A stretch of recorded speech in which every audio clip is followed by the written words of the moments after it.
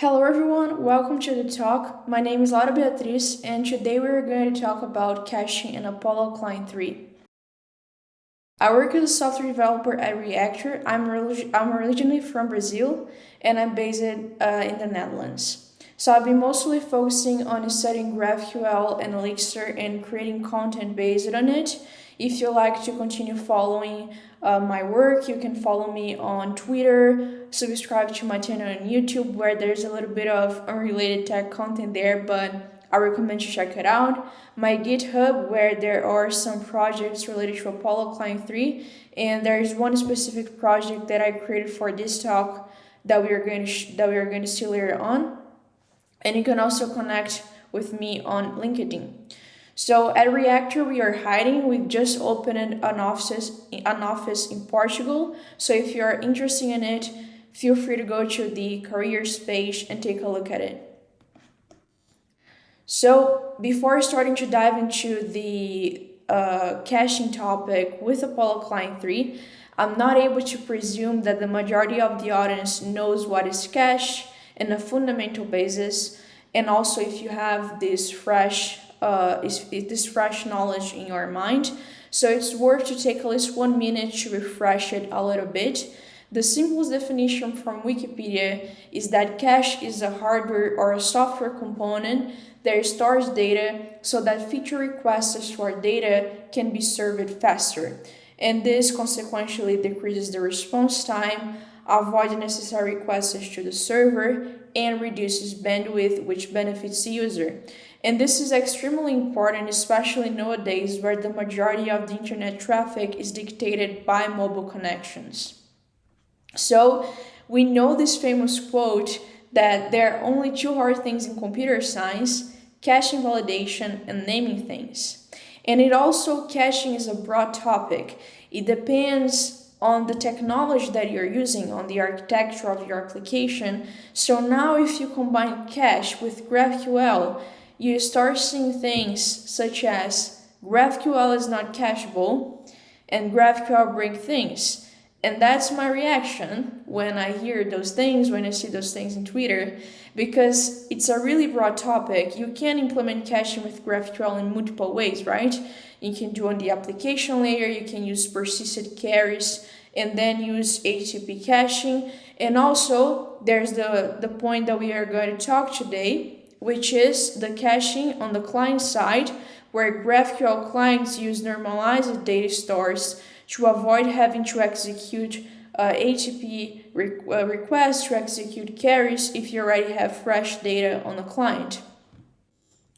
So the thing is that when you start studying those APIs and you start studying Apollo Client 3, for instance, you start seeing those words like field policy, cache normalization, type policies, pagination helpers. You start asking yourself, what are those things? Because I know how to execute a carry, I know how to execute a mutation, I'm able to do things, but I don't understand exactly how cache comes to play with it.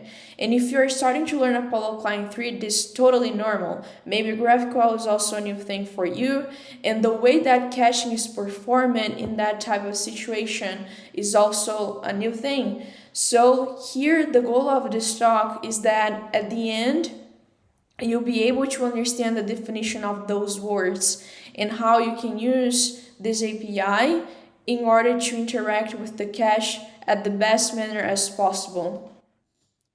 So the API overview, by default, Apollo uses an in-memory cache store. So since it is in memory, the results aren't persisted across sessions. And the carry results are normalized in order to be cached and use it for further operations, avoiding unnecessary network requests. So you can see that in the middle, in yellow, we have this cached data, which represents the cache store, and Apollo builds a layer on top of it, which is the API abstractions that we as developers are going to use to interact with the cache. So this is the so-called magic layer that I like to mention. We just need to learn how to use it in the proper manner to avoid having issues. And I also recommend you read this article here that I'm linking below, which explains about the cache normalization process. And I took this image from there.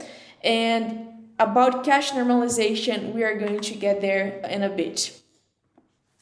So here the goal is that we want to keep our UI consistent and up to date with the state on the server with the minimum numbers of carries required. But the challenges to achieve so is that we may end up caching the wrong entities, using wrong fetch policies, not carrying the unique identifiers of a type, which leads to issues on the normalization and data invalidation steps. And you saw the word normalization. I mentioned that on the beginning also. Normalization is the process used by Apollo and other GraphQL clients to have this cache store and avoid data redundance and provide data integrity. And normalization also, it's used in relational databases, and it's a good way to exemplify. So in relational databases, we have tables, and we have references, which are normally represented by primary keys and foreign keys. And those references exist because we don't want to replicate data in another table. We want to reference those rows. And the same things happen inside of a cache store. We want to have GraphQL data. We want to have objects that are unique and which reference each other if they have a relationship. So we don't want to have duplicated data because otherwise it's going to be a mess. And in order to achieve this normalization, Apollo and the cache store performs a series of steps with the GraphQL operations responses. So this is an overview of a final cache store. You can see that here we have the Apollo DevTools. And inside of the Apollo DevTools, you're able to inspect the cache, which is really useful to debug. We are visualizing here this flat look table style of objects where you have those identifiers with the type name and the value of the ID field of the type person. And on the other hand, you have the carry result example and what it was turned to be on the cache side of things. So the normalization process also replaces those objects fields that we are seeing as red boxes with references, which leads to this hierarchical data store. So the initial steps to achieve so is that the carry is executed, the response it starts to be normalized then by Apollo client, and the response is basically split. The objects are separated. If you have, for instance, a list of items, those items are going to be separated. But if you have just a root object, then it's going to be also extracted. And then with those objects, Apollo is able to generate cache identifiers, aka references. And by default, to generate those, what is used by Apollo is key fields. So this is another term, key fields. And those key fields are the fields used to generate those references. And by default, Apollo uses ID and type name, but it's something that can be customized later on by setting a type policy. And we are going to see what is a type policy later, but for now, we need to be aware that it's possible to change according to your GraphQL schema. And then also, if you have an object where it has nested objects, the normalization process also extracts those two separate ones, saves on the flat lookup table from the cache store, and it also calculates the cache identifier to add to it as a reference. So then the normalization final result is like this. You have those normalized objects, and the carries are also stored in order to maintain the list items order. And for more details on this process, I highly recommend to check the data normalization blog post on the Apollo website because it explains more about this in details. Now, when we start talking about manipulations, when you start executing mutations to delete data, to create data, to edit data, this is the process where we need to understand how this interaction with the local data and the data incoming from the server is going to happen, how this merge is going to happen. So basically, there are situations that the invalidation happens automatically, and there are situations when the invalidation is not going to happen, or so-called merge. So the case when the cache is automatically updated is when there's editing of a single entity, and also we have the return of the same type on the response object, or you're editing many entities and return the same types on the response objects, and then all the components executing the carry will be re-rendered when the cache is updated. So Apollo grabs the mutation response, does the normalization on it, calculates the unique identifier, and then it basically verifies if the key is existing on the current local data. If it is, it's going to merge those fields and invalidate the cache, update the cache. But basically, there are cases where this isn't able to be performed because Apollo is not able to presume what to do with the response. The cases are when the response data isn't related with the carry type, when the entire set of objects isn't returning the response data, the mutation doesn't return the data with the same order as the cached data, and the mutation adds or removes items. Because if there's a new item coming, Apollo doesn't know what to do with it in a list manner. So should I add to the list?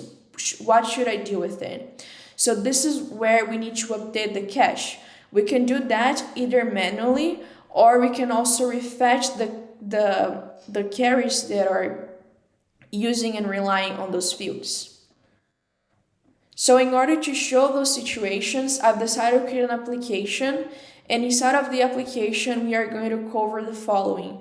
We are going to cover how to customize key fields by setting type policies. We are going to cover the difference between fetch policy options. We are going to cover how to deal with cases where the cache isn't automatically updated because the merge isn't possible, how to use field policies to create custom client-side fields, and how to refetch carries using the new Apollo Client 3.4 API. So let's switch screens here. You can see that in this side I have this Apollo Wizard app, and you can see this menu on the top with a lot of fetch policies. Let's start talking about that. So I'm going to first explain what is a fetch policy. Basically, a fetch policy defines the relationship between the cache store data and the server data. Each fetch policy has certain rules, that's why it is a policy, that dictates how these interactions happens from the moment that the carry is executed. And by default, if you have a use carry, for instance, hook, if you are executing a carry and you don't specify any fetch policy, the default one is cache first. Is this one that you can see here. And basically this cache, this fetch policy, always going to return the data from the cache store if the cache store has this data. Otherwise, it's going to execute the HTTP request. So the best way to see this is by exemplifying. So if I go here to my server, to my database, I have some wizards here, and I'm going to edit Sirius Black. So let's first execute the HTTP call to get the Sirius Black data. I'm going to go back to the home page here, and what I'm going to do, I'm going basically to edit Sirius Black. I'm going to save here, you can see that it was added, but if I click here, I'm using cache first. Basically, we have data from that wizard on the cache store, and if we are using cache first, it's always cache first. We don't want to do the HTTP call again for this carry. We don't want to execute it again. But now let's go to the next one, which is cache and network.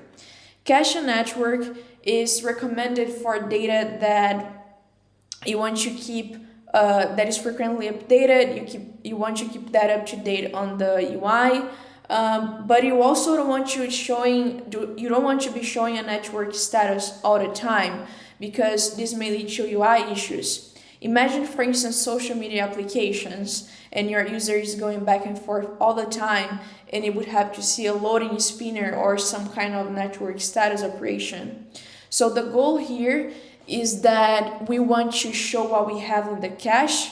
At the same time, what happened behind the scenes is that Apollo will make the network request in order to get the up-to-date data, and then it's going to merge the incoming data with the existing one and invalidate the carry which are carrying for it. So let's show an example. I have here Sirius Black, as you can see, and I'm going to edit it again. So basically here, I'm going to say that it has 3 Ks. And if I go here, you can, let me just change it.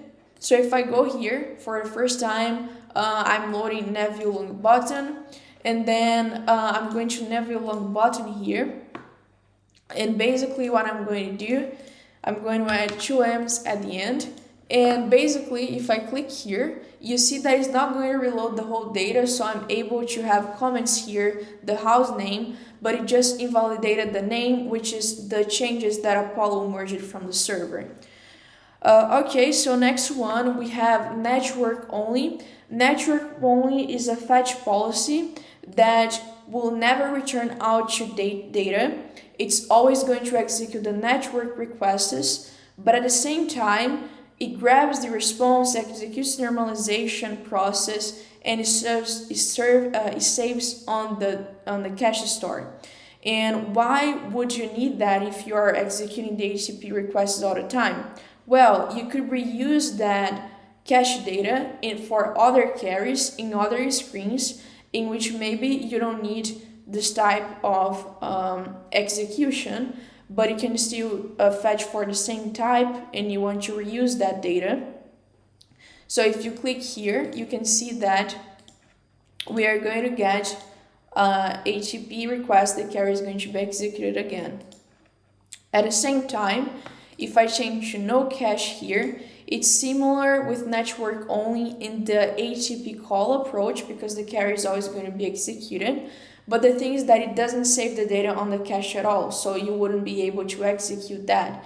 So in fact, if you're not going to use the cache data and you always want to make the HTTP call, you always want to execute, doesn't make sense even to execute the normalization process, because then you wouldn't use the store anyway. So those are the fetch policies. And now I would like to move to the next topic, which is how to customize key fields of a certain type.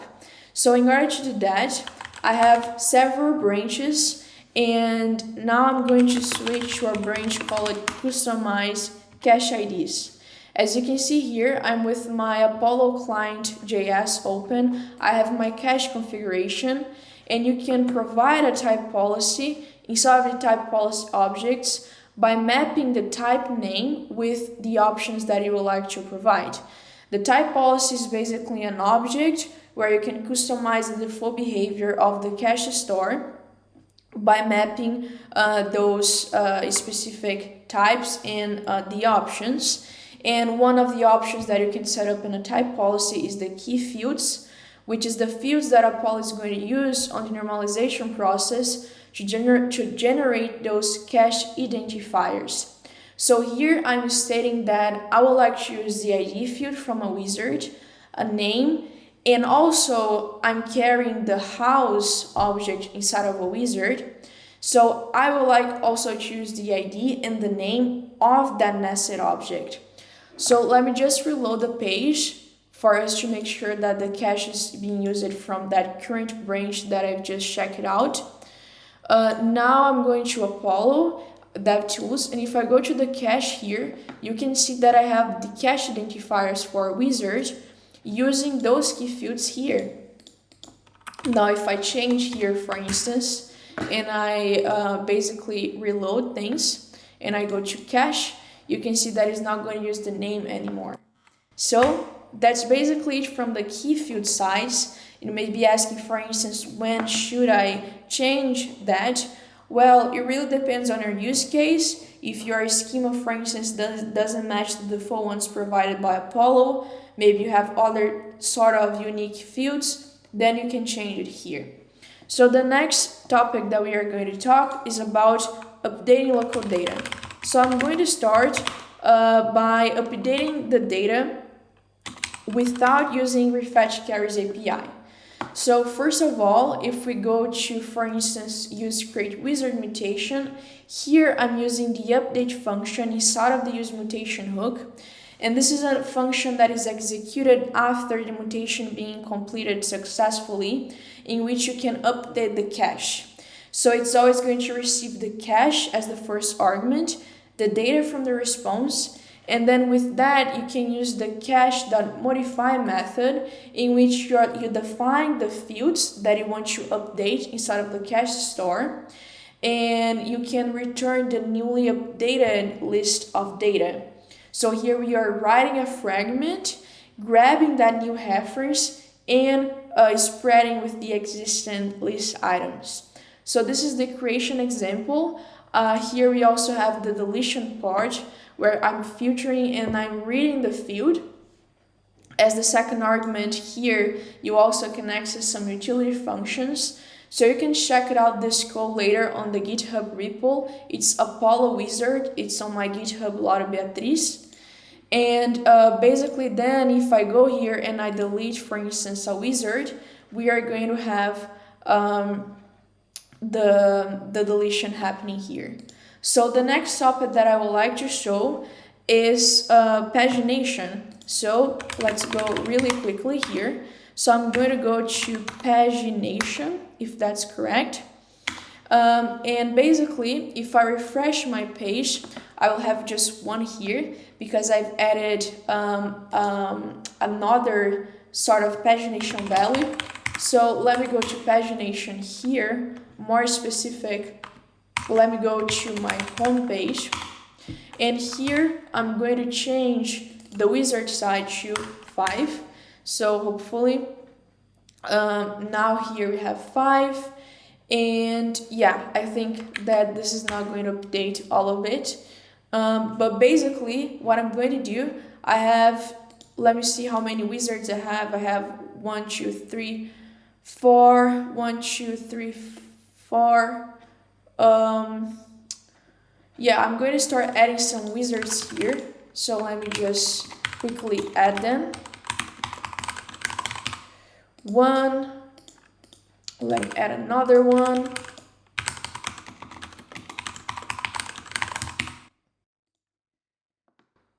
So now you can see that I can do the pagination here, and basically I'm doing the pagination using fetch more here, which is a function in which you can execute your carry again, passing the pagination values, but also we have to manipulate the carry side, and the side in here is where the pagination helpers comes to play.